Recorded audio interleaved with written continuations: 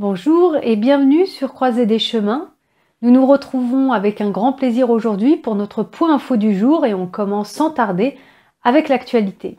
Des milliers de personnes sont toujours sans eau et sans électricité au Texas. Encore une journée glaciale au Texas, des centaines de milliers de personnes sont toujours sans électricité, essayant de rester au chaud. Plus de 600 logements sont toujours sans électricité. Il y a tout de même eu une amélioration car la panne électrique concernait la veille plus de 3 millions de personnes. La tempête glaciale a également gelé ou fait éclater des conduits d'eau, ainsi des millions de personnes sont également sans eau potable. Le gouverneur Greg Abbott a demandé aux habitants de couper l'eau chez eux afin d'éviter d'autres ruptures de canalisation et de préserver la pression. Les autorités du Texas ont ordonné à 7 millions de personnes de faire bouillir l'eau du robinet avant de la boire. Cela concerne un quart de la population. Nous avons un comté du Texas qui a connu plus de 300 cas d'empoisonnement au monoxyde de carbone, dont 100 victimes ont été envoyées aux urgences. Pour éviter l'empoisonnement, les experts ont demandé aux personnes d'éviter de faire tourner le moteur de leur voiture dans un garage, d'éviter d'utiliser les grilles à l'intérieur et d'éviter d'allumer un four pour réchauffer leur maison. Alors quelle est l'ampleur de la tempête ? Actuellement, on est à 254 comtés du Texas qui sont en alerte rouge de tempête hivernale. De nouvelles chutes de neige recouvrent le centre-sud des États-Unis et se dirigent vers le centre de l'Atlantique. La tempête de neige a atteint son point culminant mercredi. Le gouverneur Greg Abbott affirme que toutes les sources d'énergie de l'État ont été compromises en raison du gel des systèmes ou d'une panne d'équipement. Il affirme que cela aurait pu être pire. Il a dit, je cite, « Ce que j'ai précisé, c'est que si nous nous appuyons uniquement sur l'énergie verte, ce serait un véritable défi. Mais au Texas, nous ne comptons pas uniquement sur l'énergie verte, nous avons accès à toutes les sources d'énergie. » Mais l'American Clean Power Association affirme qu'il s'agit d'un problème de météo extrême et pas d'un problème d'énergie propre. Il faut savoir que le Texas est le seul État à avoir son propre réseau électrique indépendant de Washington. Le Conseil de fiabilité électrique du Texas, à but non lucratif ou ERCO, gère la totalité du réseau. Le procureur général du Texas, Ken Paxton, a lancé une enquête sur ERCO. Il a interpellé l'organisation sur Twitter mercredi dernier, disant qu'ils ont laissé plus de 3 millions de foyers sans électricité pendant des jours, y compris le sien, ajoutant que la réponse de ces entreprises est d'augmenter encore plus les prix. Il a dit, je cite, « Que font-ils en réponse ? Ils augmentent les prix, se taisent, trouvent des excuses et jouent au jeu des reproches, c'est inacceptable. » Il allègue donc une mauvaise organisation et une mauvaise gestion dans le contexte de la vague de froid brutale qui a laissé des millions de Texans grelottants et dans le noir. De son côté, le responsable d'ERCO, Dan Woodfin, a déclaré que les mises à niveau des centrales après 2011 ont limité les arrêts lors d'une vague de froid similaire en 2018, mais le ton de cette semaine a été plus extrême encore. Ed Iris, chercheur en énergie à l'université de Houston, a rejeté l'affirmation d'ERCO selon laquelle le gel de cette semaine était imprévisible. Il a dit « C'est absurde. Tous les 8 à 10 ans, nous avons de très mauvais hivers. Ce n'est pas une surprise. » Fin de citation.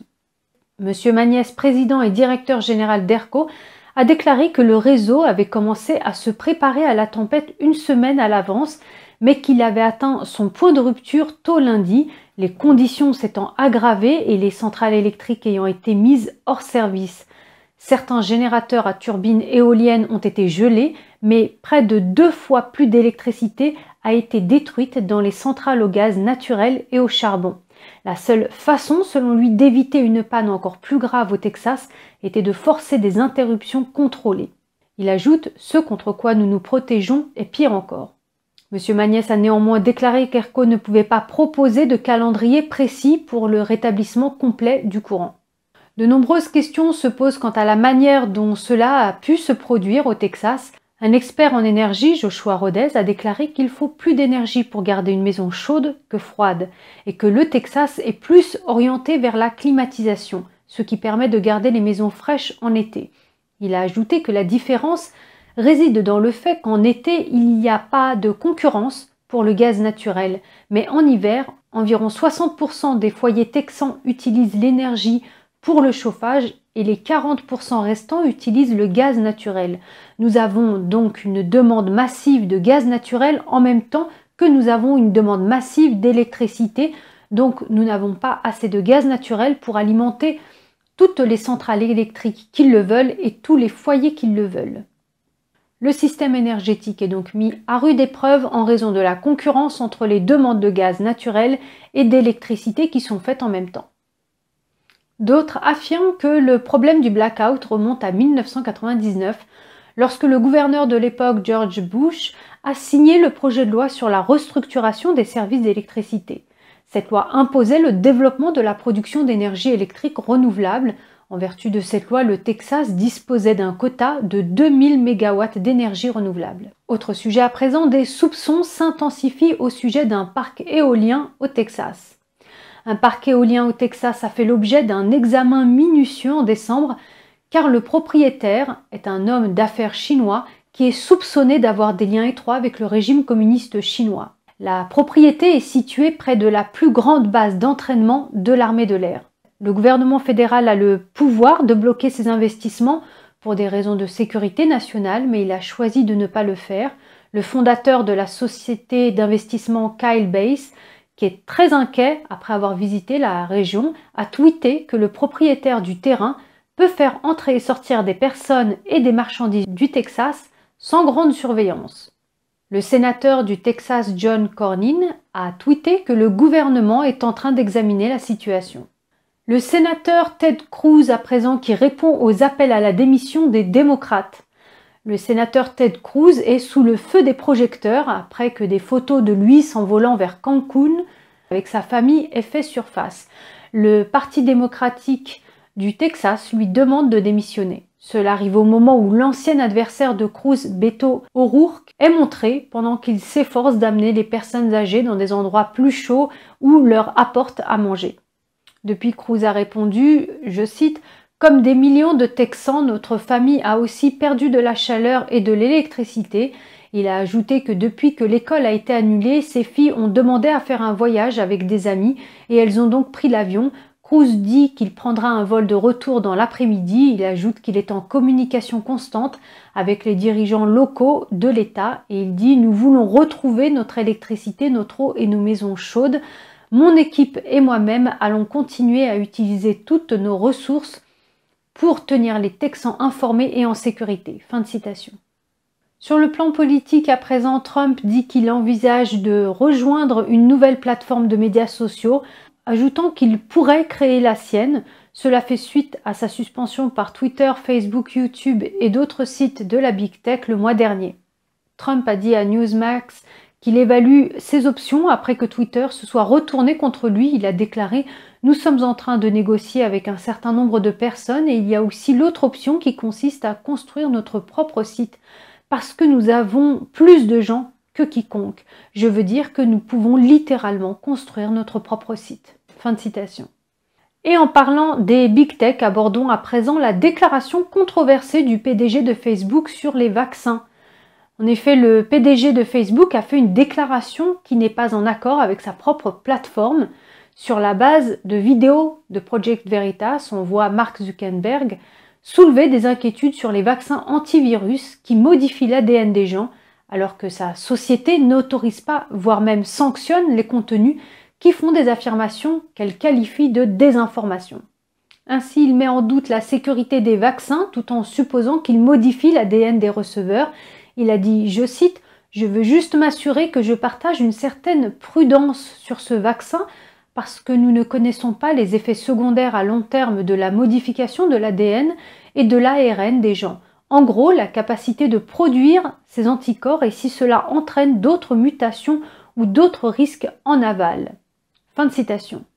Le commentaire de Zuckerberg semble aller à l'encontre de ce qui est autorisé sur sa plateforme. La semaine dernière, Facebook a publié une nouvelle politique sur le contenu lié au vaccin Covid-19. Il déclare, je cite, « L'objectif de cette politique est de lutter contre la désinformation sur les vaccinations et les maladies qui, si elle est avérée, pourraient entraîner une diminution des vaccinations et nuire à la santé et à la sécurité publique. Fin de citation. Facebook affirme que sa politique est destinée à permettre aux gens de discuter, de débattre et de partager leurs expériences personnelles et leurs opinions. Mais le géant de la technologie a interdit les affirmations selon lesquelles le vaccin Covid change l'ADN des gens. Il avait déjà fait part de ses préoccupations plus tôt, mais en novembre, il a semblé changer de position suite à un échange qu'il a eu avec le docteur Fauci.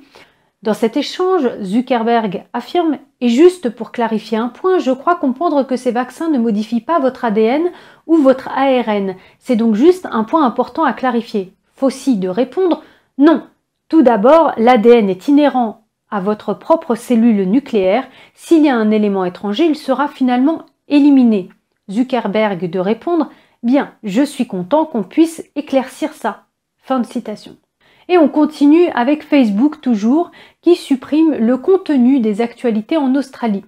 En Australie, Facebook limite le partage du contenu d'information.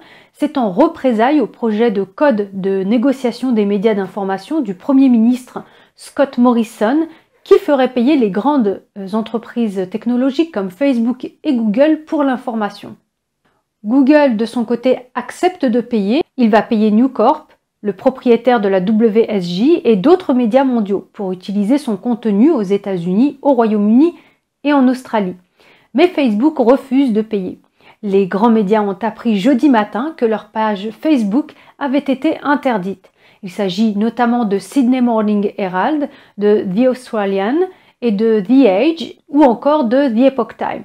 Mais il n'y a pas que les pages d'information, les sites web du ministère de la Santé de l'État du Queensland, le Bureau national de météorologie, des membres du Parlement et même des organisations à but non lucratif comme 1800 Respect et les syndicats ont également vu leur page effacée. L'ancien directeur général de Facebook Australie et Nouvelle-Zélande, Stephen Schiller, a déclaré à Sky News que Facebook n'est pas une bonne entreprise citoyenne et va au-delà des négociations normales, ce qui a affecté les services qui donnent aux Australiens des informations très pratiques et essentielles. Il a ajouté, je cite, « Si c'était une entreprise chinoise et non américaine qui faisait la même chose, nous serions en train de dire que c'est une attaque contre la démocratie. » Fin de citation. Chris Cooper, aujourd'hui directeur exécutif de Reset Australia, appelle à une meilleure réglementation dans le domaine des grandes technologies. Il a déclaré à Sky News « C'est le plus grand argument qui pourrait être avancé pour une meilleure réglementation de ces plateformes afin d'atténuer les dommages que ces décisions imprudentes ont sur notre démocratie. » Voilà, Croisée des chemins, c'est fini pour aujourd'hui. Merci d'avoir été à l'écoute. Prenez soin de vous et pour ma part, je vous dis à lundi. Bon dimanche.